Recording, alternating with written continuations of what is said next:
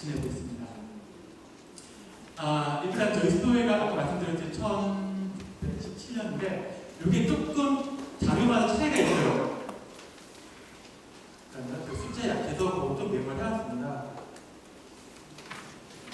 중요한 건 아니지만 1225년으로 가끔 자료에 좀 나와 있는 데가 있어요. 찾아보면. 근데 실제로 창립된 건 공식적으로 소리에 통일한 거는 1625년 맞는데 왜 1617년이냐 하면 빈체조 성인이 그때 처음으로 이러이러한 토대를 창립해야겠다라고 마음 먹으셨어요. 그때가 1617년 2월 15일 사도 바오로 개종 축일날입니다. 그때 처음으로 이러이러한 목적을 가진 토대를 창립해야겠다고 생각을 하시고 중대학교를 창립하셨고 빈체조 성인이 창립하셔서 살아있을 동안에 계속 그날을 창립을 지내셨어요. 창립자가 그날이 창립일이니까 당연히 저희는 따라가야죠. 공식적으로 그날 창립 안 됐어요. 저희는 저희 수도에서는 1617년 2월 15일을 저희 창립일로 지내겠습니다. 다른 잘 찾다가 나오면은 그거는 그냥 그 사람들이 그렇게 하는 거고 공식적으로 저희는 그렇게 얘기하고 있어요. 빈체조 성인이 어떻게 저희 수도를 창립하게 되셨냐면 여러분이 아시는 건 아시겠지만 빈체조 성인 처음에 사제가 되기를 원했을 때 특별한 이렇게 신앙심이 독특하거나 사제 그 자체에 대한 어떤 열망이 있었던 건 아니에요. 그 당시에 가장 빨리 신분 상승할 수 있는 가장 빠르게 그 신분 상승해서 돈을 벌 수 있는 그러한 기회, 그런 직업은 그 당시에 신부였어요. 그때 그 중산층 아니면 하층 사람들이 빈체조 성인 집안은 농부였어요. 부모님 농부에서 천민은 아니지만 그렇게 부자로 살 수 있는 그런 환경이 아니었습니다. 그 당시에는 그 부모의 직업을 그대로 이어가는 거였습니다.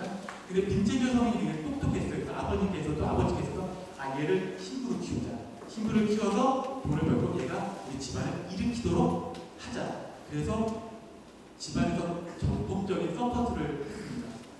예를 들면 그때 당시에 우리나라도 그랬지만 옛날에 그때 당시 사람들에도 소는 농사 짓는 사람의 가장 큰 재산이었어요. 근데 그 소를 팔아서 빈체조 성인 신학교 학비를 냈습니다. 그 정도로 집에서 전폭적으로 우리 집안을 살리래. 그래가지고 공부를 시켰어요. 그리고 실제로 신부가 돼서도 빈체조 성인이 파리에 프랑스 분이십니다. 파리에 머물면서 신부로서 영적적인 활동을 하기보다는 좀 더 돈을 많이 벌 수 있는 분이나 돈을 많이 벌 수 있는 어떤 직책 이런 걸 많이 찾으려고 노력을 많이 했죠. 왜냐하면 그래 돈을 벌어서 집안에 집어로 시골에 있는 집에 보낼 수 있습니다. 근데 이제 여러 과정을 거치면서 다 말씀드렸지만 쭉 거치면서 어느 날 시골로 이제 성사를 주로 이제 다녔는데 보니까 너무 엉망이에요. 아까 말했듯이 모든 신부들이 다 도시에 와 있는 거예요. 돈 벌려고. 도시에 와서 시골에 신부가 없다 보니까 이 사람들이 자기는 카톨릭 신자라고 하는데 미사를 제대로 드릴 수도 없고 성사를 제대로 드릴 수도 없고 왜냐하면 신부가 없어서 성사를 줄 수 있는 신부들이 없기 때문에 성사 생활을 할 수가 없는 거예요. 시골에 있는 가난한 사람들. 그래서 그때 빈체조 성인이 그러면 내가 이러한 사람들, 가난한 사람들에게 도움을 전할 수 있는 특별한 신부들의 모임을, 신부들의 단체를 만들자라고 생각하셨고 몇 년 준비하고 하시면서 나중에 창설이 되었죠. 저희 수도의 이름은 그냥 전교회예요. 영어로 콩글리게이션부터 미션부터 전교회. 그때 당시만 해도 물론 프란치스코에 로미교회, 동교회, 오게세 다 복음을 전하고 성당이 주로 단식을 했지만 순수하게 전교를 목적으로 한 수도에는 단지 저희가 없었기 때문에 그냥 전교회라는 이름으로 창립을 하셨습니다. 근데 지금은 이제 전교회 전교회가 많으니까 공식적으로는 빈체조 바오로 전교회, 빈체시안미션 이렇게 하지만 영어로는 그냥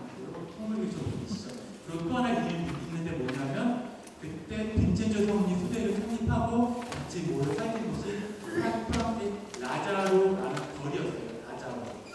성도에 나온 라자로. 그 주위에 있는 사람들이 그때만 해도 사람들이 빈제시 아니면 뭐 전교회 이런 거 모르니까 주위에 있는 사람들이 다 라자로 거리에 있는 신도들, 신부들. 그래서 라자리스트라는 이름을 썼어요. 그래서 지금 저희 시대 이름은 프랑스권에 있는 수도의 나라에서는 라자리스트라고 부르고 영어권은 빈제시라고 이렇게 쓰기도 하고 영어 공식 명칭은 콩글리에이션 미션 이렇게 부릅니다.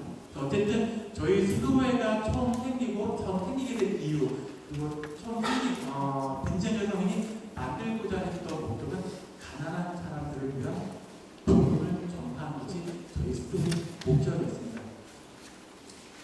그러고 나서 여자들은 언제成立했냐? 몇 년이냐? 1633년이에요.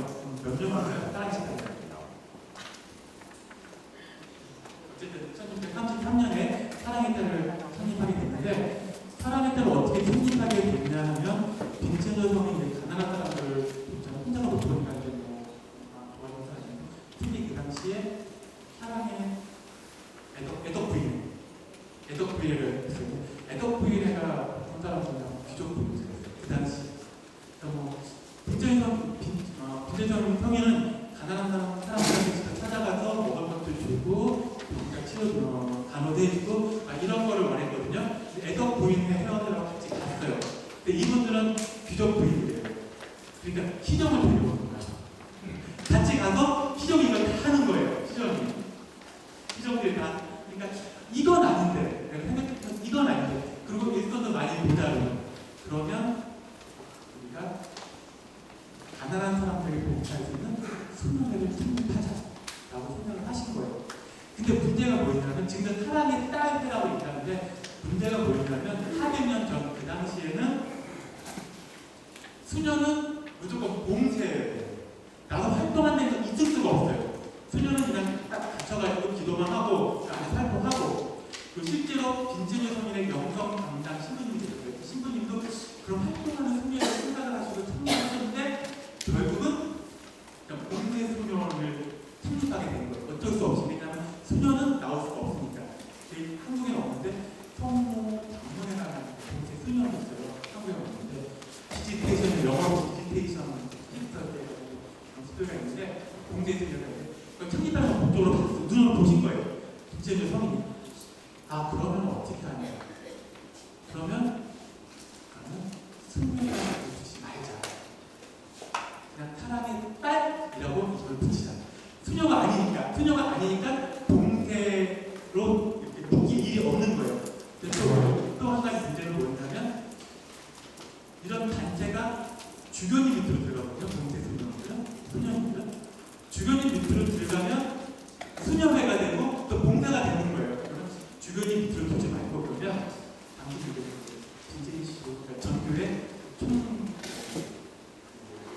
총장 친구니까 그러면 이 사랑의 딸 회원 수녀들을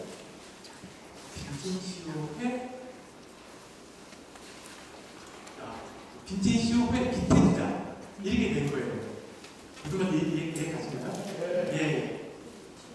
또 빈제녀 성인이 굉장히 또 온화하고 기다리고 하느님 뜻에 기다리고 끊임없이 나가는 그러한 성격도 분명히 있는데 또 한 면은 굉장히 머리를 또 잘 쓰시는 분들이에요. 그런 일하들 많이 하는데 그래서 당신이 이제 그렇게 생각하시는 거예요. 그러면 수녀라는 또 주변에 되게 좋고 그리 있습니다. 해가지고 빈제이시오 사랑의 딸 수녀를 창립한 그게 지금 최초의 선교 수녀예요. 활동 수녀입니다. 사랑의 딸 빈제이시오. 지금 이제 빈제이시오 바오로 사랑의 딸 수녀예요. 이렇게 되죠. 왜냐면 사랑의 딸이면 사랑의 이게 너무 이름이 많으니까 그 수녀님들 앞에 빈제이시오라는 걸 붙이더라고요. 헷갈리지 않아요. 원래는 사랑의 딸입니다. 여기 수녀님들은 좀 특별해요. 왜 특별하냐면 지금도 종친서를 안 해요. 수녀님들. 왜냐 처음에 그게 창립했기 때문에 그 창립 때 당시에 영성을 이어가자 해가지고 지금 종친선으로 매년 서원 갱신을 해요. 서원 갱신할 때도 굉장히 단순해요.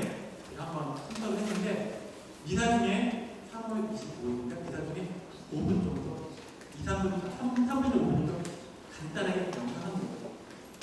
영상하고 서원 갱신하고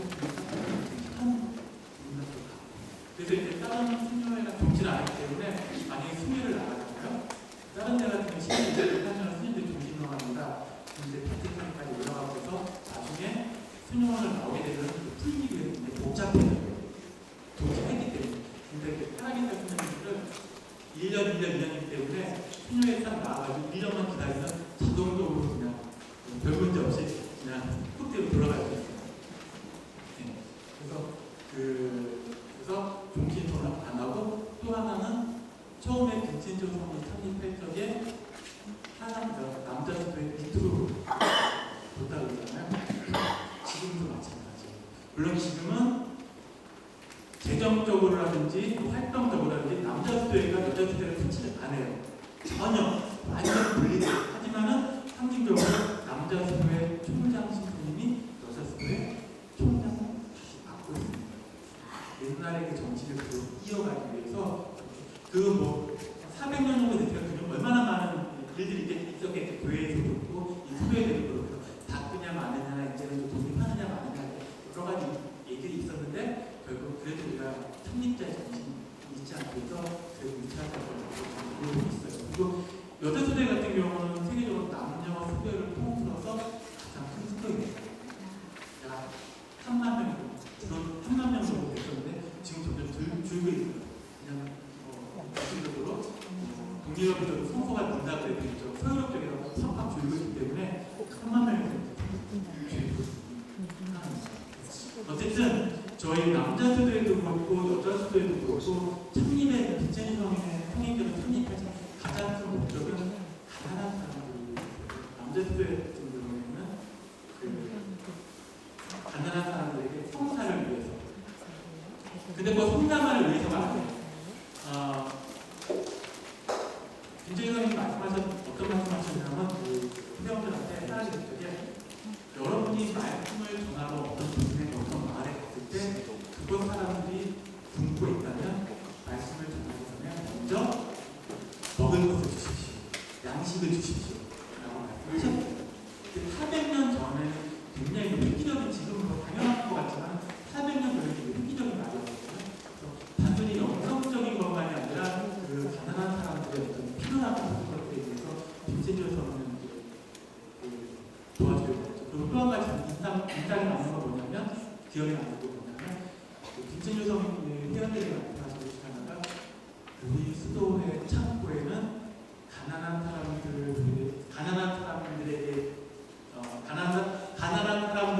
도와줄 수 있는 아무것도 없어야 합니다. 남겨두지 말고 그때그때 가난한 사람 정말 절실하거든요. 그때그때 다 나눠주라는 그런 말씀이셨죠. 그리고 또 여자 수도에 또 단순히 또 가난한 사람들에게 봉사하고 나눠주고 뭐 간호해주고 봉사하고 이런 구체적인 것만을 하신 건 아니고 또한 우리 그 수도자들의 영성에 대해서 이제 말씀하셨는데 그 중에 하나가 그 사랑에 따라 수녀님들이 하시는 분이 여러분들이 기도를 하고 있는데 기도 중에 가난한 사람들의 여러분의 도움이 필요합니다. 라고 했을 때 기도를 중단하고 그 사람들이 하십시오. 지금 그것은 기도가 중단하는 것이 아닙니다. 여러분은 가난한 사람한테 가서 그 속에서 하나님을 만나십시오. 라고 말씀하셨어요. 사실은 뭐 여러분도 많이 들어가서 들으셨겠지만 저희가 단순히 가난한 사람들을 위한 봉사단체가 아니에요. 우리 영성 단체를 들어보죠. 빈첸조회가. 빈첸조 성인도 우리가 단순히 빈첸조 남자 수도회, 빈첸조 여자 수도회 단순히 가난한 사람을 위한 봉사단체로 창설하신 것이 아니라 그런 영성 단체로 창설하신 거예요. 하느님의 말씀을 전하고 그 속에서 우리가 하느님을 만나고 그렇게 창설하신 겁니다. 아마 이런 것들이 아마 이런 정신이 여러 가지로 상통하는 그런 같아요. 그리고 이제 또 한 가지 아까 제가 여기서 원래 뭐 목적 소 기르는 것에 대해서 감사의 인사를 드려왔는데 일단 소 기르는 게 소를 사주는 건데 소를 한 마리랑 덜컥 사주는 게 아니라 어떤 거냐면 그 베트남 이 얘기를 베트남 상황을 얘기하기 전에 어떻게 해서 내가 이런 일을 하게 됐나 브리프도 좀 하는 게 맞을 것 같아요. 10분 정도 제가 그 시간을 해보도록 하겠습니다. 줄여서 저는 개신교 신자였어요. 대학교 졸업할 때까지. 대학 졸업하면서 저는 천주교 신자가 됐어요. 그리고 그때는 뭐 신부가 되겠다, 뭐 수도에 들어가겠다 그런 생각 전혀 못했죠. 저는 한식은 사무도 안 하고 신부가 뭔지도 모르고 수도가 뭔지도 모르는 상황이었으니까. 근데 어쩌지 하다가 근데 받을 영세를 받을 때 저는 빈첸저 성은 어떤 분인지 알고 영세를 받았죠. 세례명을 제가 택했어요. 나름대로 그전에 여러 가지 있었는데 어쨌든 뭐 여러 가지 생각으로 나도 빈첸저 성처럼 살고 싶다라고 해서 빈첸저 성인의 본명은 제가 직접 택했습니다. 그 영세를 받았어요. 그리고 어찌 하다가 빈첸저 수도회로 이제 입회하게 됐죠. 한국에 없었어요. 저희 남자 수도 지금도 없지만 그 여자 수도회를 통해서 사랑하는 수녀님을 통해서 필리핀으로 가서 공부하고 사제가 됐는데 저는 원래 천주교 신자가 아니고 되게 늦게 신자가 됐기 때문에 주위에 천주교 신자가 그렇게 많지 않아요. 제가 우연히 만난 친구 몇 명, 그 다음에 제가 서울 해화동 대학 출신인데 거기서 신앙생활 되게 오래 안 했습니다. 대학 졸업하고 나서 연대받고 성가대 활동만 조금 했어요. 다른 사람들이 별로 없습니다. 천주교 신자들. 어쨌든 천주교 어쨌든 사제 수업 받고 이제 천미사 하잖아요. 필리핀 한인 성당에서 천미사하고 그다음에 해당 성당에서 천미사를 했습니다. 강세 예물이 있잖아요. 강세 예물이 들어오지 않아요. 근데 보통 그런 예물이 들어오면 수도에서는 수도에다 냅니다. 근데 천미사만큼은 저희들이 써요. 저희 필리핀 같은 경우 여러 가지 이유가 있는데 설명할 필요 없이 하여튼 첫 미사 예물은 첫 미사 예물은 저희가 그냥 개인적으로 쓸 수 있어요. 허락해 주셨어요. 근데 아까도 말씀드렸듯이 제가 천주교 신앙생활 오래 한 것도 아니고 본당생활을 오래 한 것도 아니기 때문에 아는 사람이 별로 없어서 미사 예물이 별로 안 들어오지 않았어요. 별로 안 들어오는데 생각보다 굉장히 많이 들어왔습니다. 그리고 전에 어떤 일이 있었냐면 제가 필리핀에서 저희 수도에서 본당 여러 가지 하는 일인데 그 중에 한 본당이 빨따스라는 곳의 본당이고 그 본당을 하회복지를 빨따스라는 곳은 필리핀에서 가장 가난한 곳이에요. 마닐라예요. 근데 쓰레기 가보셔서 알겠지만 쓰레기 합치자, 쓰레기 처리장에 어느 정도로 가난하냐면 예를 들면 저희 그 이모님이 제 서분 같은 데 오셨어요. 저희 부모님이 제가 서분 받기 전에 돌아가시고 그래가지고 가장 가까운 친척이 임원이셨거든요. 임원이 오셨는데 이북분이시래가지고 부산에서 피난생활 하셨습니다. 근데 이제 그 임원은 네, 그래서 제가 이제 그곳에 있는 빨따스에서 일하게 됐거든요. 제가 미리 이제 부모님한테 제가 여기서 처음으로 일을 하게 됐, 친구로 처음으로 일을 하게 됐습니다. 얘기했더니 이모님이 쭉 불러보고 보시면서 하시는 말씀이 우리가 1950년대 우리가 피난생활 때 이전을 사용해야 된다 라고 우시더라고. 그러면서 열악한 곳이에요. 근데 그쪽에 대해 제가 첫 수업을 하게 됐는데 아까 말씀드린 그 동업 천미대가 되게 많이 나왔다고 했잖아요. 이건 내가 다 쓸 수 있는 돈이 아니라 이거는 사람들이 나 양상형 빈첸시오한테 준 돈이 아니라 양상형 빈첸시오 친구한테 준 돈이다. 미사 예물이다. 이거를 내가 좋은 일에 써야 된다라고 생각을 하고 빨간에 미리 계셨던 본당 친구한테 내가 이런 해서 이만큼의 엑셀 돈이 있습니다. 이걸 어디에 쓰면 좋을까요? 빨간에 어디에 쓰면 좋을까 했더니 그러면은 급식을 하자라고 영양실적으로 알려도 급식을 하자고 하더라고요. 예, 30명씩 6개월 할 수 있는 급식 비용이 있어요. 30명이 왜 30명이냐면 또 이유가 있는데 그것도 길어진다. 이게 짧게 30명 6개월 할 수 있는 급식을 시작했어요. 근데 저는 후원자가 있는 것도 아니고 뭐 계속 돈이 들어오는 것도 아니고 6개월 하고 끝나는 거예요. 끝나면 이제 그나마 6개월 하자 이렇게 시작을 했는데 나중에 한국에 계신 수녀님께서 아는 수녀님께서 들으신 거예요. 들으셔가지고 아니 영현 씨쪽 걸린 애들 급식을 이제 중단하게 생겼는데 안타깝다. 그래서 아는 분들한테 요거만 30명만이라도 계속해서 이어가게 해가지고 그냥 아는 분들 연결해가지고 모임도 아니에요. 그냥 해가지고 이제 만드셨는데 저도 모르는 사이에 나중에 알게 된 거예요. 돈을 이제 해주려고 보내주려고 6개월 후에. 근데 그 중에 어떤 한 분이 큰년이 아무리 인원이 작고 특별하게 안 했더라도 돈을 모으는 사람, 돈을 받는 사람도 있고 보내주는 사람도 있어야 되는데 제가 그걸 하겠습니다. 라고 해서 그분이 또 몸에 생각이 되신 거예요. 나중에 알고. 근데 이게 이제 뭐 어떻게 그렇게 되면서 또 아는 수녀님이 그쪽에 본당 신부님한테 부탁해서 후원입니다. 모금입니다. 부탁하고 또 신자분들 같이 모임에 신자분께서 잘 아는 신부님한테 이러이러하니까 모금이나 부탁드리고 해가지고 이게 이제 이렇게 커진 거예요. 그래서 회원이 지금 한 1000명이 넘거든요.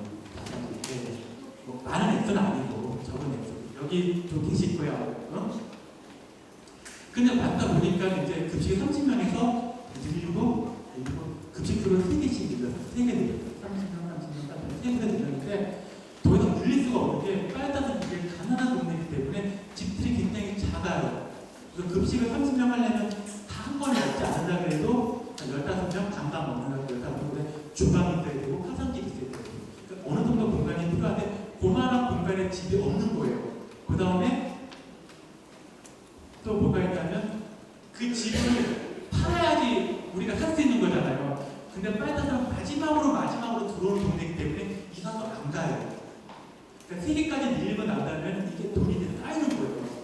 이제 우리가 지금 돈 모으려고 지금 이 모임을 한 것도 아니고 지금 한국에 지금 후원자분들은 이게 지금 가난한 사람들을 띄워주고 있다고 생각하시는 이러면 안 되겠다. 지금 빨다뿐만 아니라 곳곳에 굶는 사람이 많은데 그곳이라도 우리 빨리라도 도와주자. 아까 말씀드렸듯이 김치조 성께서는 우리 국가는 도와줄 방법도 없겠다고 하시겠죠. 그래서 베트남을 도와주게 됐고 급식을 하게 됐고 거기 가서 보니까 거기 신부님이 계셔요. 신부님이 계신데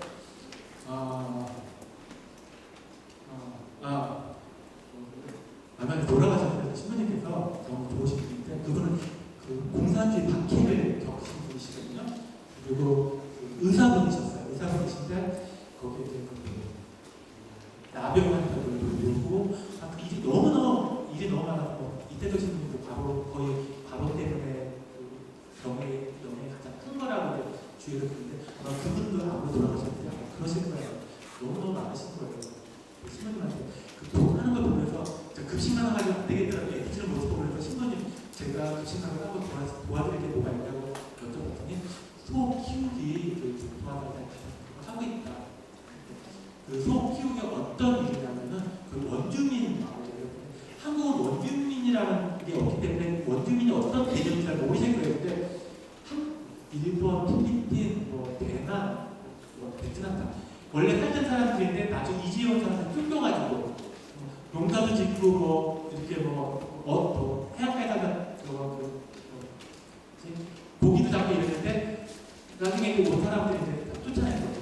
그러니까 먹고 살만한 애가 없으니까 먹고 살만한 이 사람들이 쫓아내니까 산으로 이제 부도로 도망가고 부도를 피해간 거죠. 그리고 이 사람들 때문에 산에 먹고 살만한 애가 없으니까 너네들은 앞에 쓰게 너네들 가서 살아라 이렇게 된 거예요. 그분들은 거기서 이제 그 화전 일고 이렇게 하는데 또 베트남 분들이 뭐였냐면 고무나무 농사를 지으면서 화전을 다 뺏는 거예요. 어차피 거기는 땅이 다 국가 소유고 그러니까 너네 그거 국가 땅이야. 국가 땅이죠. 먹고 살 게 없는 거예요. 산골이니까는 시내까지 직장 생활할 수도 없고 그리고 워낙 못 배웠기 때문에 능력도 안 돼요. 지식적인 생존도 먹고 살는 거 없으니까 신부님은 어떤 일을 하셨냐면 서울 암사 한 마리를 이 사람한테 사줘요. 가난한 사람한테, 원주민한테. 그러면 잘 먹여서 키워. 그러면 새끼를 낳잖아요. 그럼 새끼를 가져. 그러면 이제 어미소가 있잖아요. 어미소를 다른 사람한테, 가난한 사람한테 또 줘. 그렇게 하면은 한 8마리 정도까지 이 어미소가, 남소가 그 새끼를 낳는다면 그 사람들이 이제 새끼를 낳고 잘 키워서 또 팔면 당분간도 먹고 살 수 있고, 이런 게 프로젝트였고, 여러분께서 그것을 도와주신 거예요. 왜냐하면 이게 마지막 선물이 됐어요. 저 신부님한테. 그게 제가 3월달에 가서 전해주셨어요. 그리고 얼마 전에 돌아가셨으니까 제가 너무 존경하는 신부님이셔가지고 제가 돌아가셨어요.